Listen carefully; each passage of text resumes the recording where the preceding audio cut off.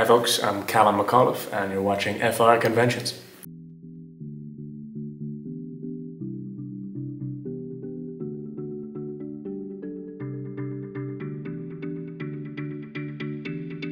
So it's not a very special or remarkable story. I lived in Los Angeles at the time, and you know, my agent sent me for auditions all the time, and one of them was The Walking Dead, and they were kind enough to cast me. So obviously I'm very lucky that they did, but the audition process was pretty unromantic, I'm afraid.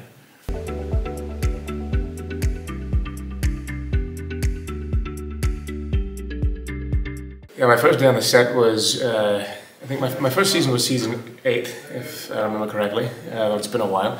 And my first day was, I'm tied up in a chain gang with a bunch of other people, and we were on the march under the Georgian sun. It was very hot, very humid, and I remember being very, very nervous. But because I was sort of in this uncomfortable scenario with all these really friendly extras and a couple of other actors as well, they made me feel right at home. So it was quick and easy. It was easy rather to get over the nerves, and it was a great first day. But it was very sweaty, very, very sweaty day.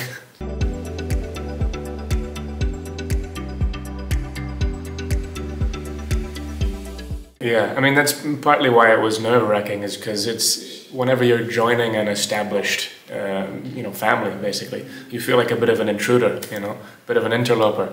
But everyone's so friendly that they very quickly kind of make you feel welcome, because they know that you feel that way. They know that everyone kind of is a little bit, a bit tentative about it. And the preparation process wasn't any different though for any other job, because my character wasn't around for the previous season, so I didn't need to factor those in.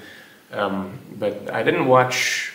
I still haven't seen most of the show, but season 1 I watched when it came out. Or shortly after it came out, and I remember loving it, and then I just didn't pick it up again for some reason. It was a fine conclusion. Yeah. Now that I'm in it, it's far less likely that I'll watch any of it ever again.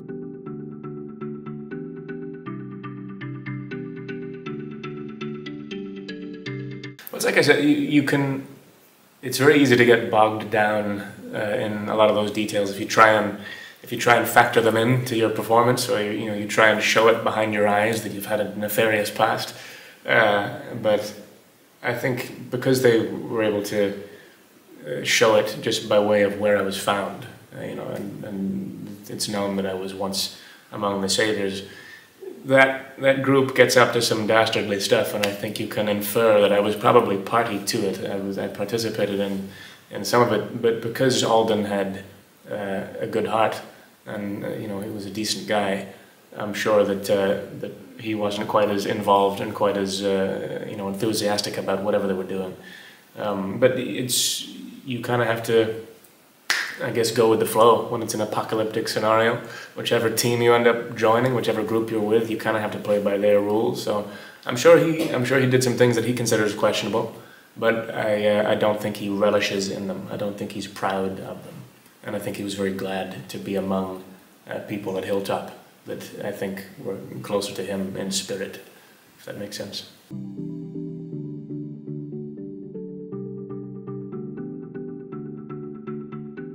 It's very easy. It comes naturally on shows like this because you spend so much time together, so you become real friends, obviously. And once that comfort is established on a set, it's very easy to sort of experiment and play around with it, and everyone feels a little bit looser, and so I think the chemistry comes more organically. But also there's so many characters on a show like this, you don't get much time on screen to develop these relationships.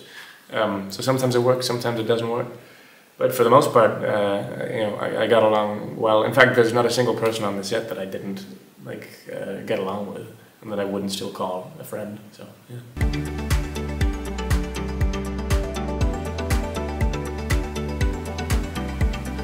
Funny story.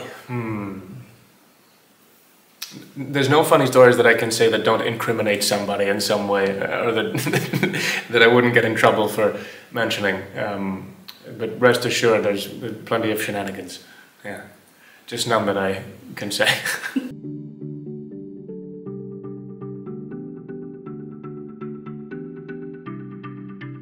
I was really happy that I got to do a whole episode with Maggie and Negan, because I love both of those actors, and I didn't really get to work with Jeffrey Dean Morgan all that much, so I was really glad that I got some solid scenes with him. And then, of course, obviously, Lauren Cohen and I got a lot of scenes together, and she's always been a joy to work with. So it was good. I got to do like a whole couple of weeks just traipsing injured through the forest with them, and I got quite a charming conclusion, I think. Obviously, a lot of it happens off screen, but it's implied that Alden, put up a good effort at the last, and he went down swinging. You don't see it, but he did. And then the final scene that I get with Maggie, I was really pleased with. It was such a strangely heartwarming way to be executed, sort of a maternal, loving lap execution. Although I don't think she should have let a walker get that close to her legs, but even still, it was a privilege. It was beautiful. I think it could have been handled, in so many different ways, but they chose to do it in such a delicate way that I appreciated. So it was nice.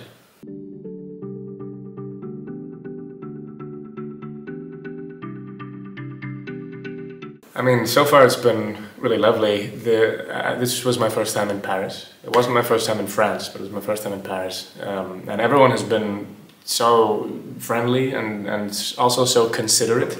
They're very conscious of personal space, and they're very polite, and it's just been a joy. It's been such an easy, these have been quite long days.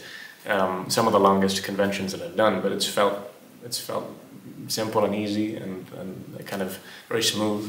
So I have a lot of love for the French people, and it's a beautiful city.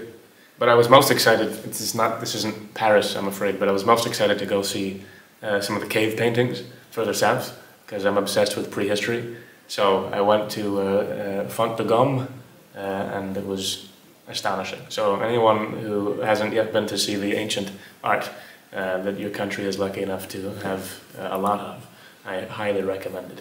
It's magnificent.